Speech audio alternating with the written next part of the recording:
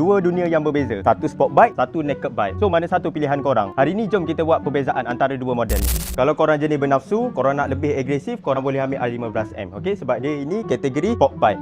Kalau korang nak santai-santai pula, okey, nak layan angin, korang boleh ambil MT-15 ni. Yang ini kategori dia naked bike. Dua-dua ni pakai enjin yang sama, 155cc, lengkap dengan VVA. Cuma beza dia, kalau korang nak top speed, korang boleh ambil yang ni. Yang ni design dia memang potong angin. Tapi kalau korang nak yang senang cilok, korang boleh ambil motor ni, okey? Sebab yang ni dia lagi pick up so dia tune engine dia berbeza-beza antara dua model. Yang ini harga dia lagi mahal sebab apa?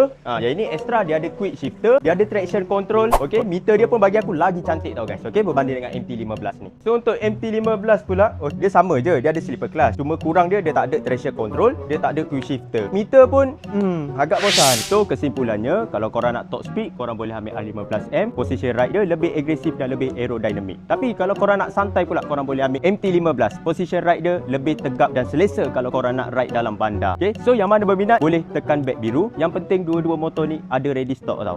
Ciao.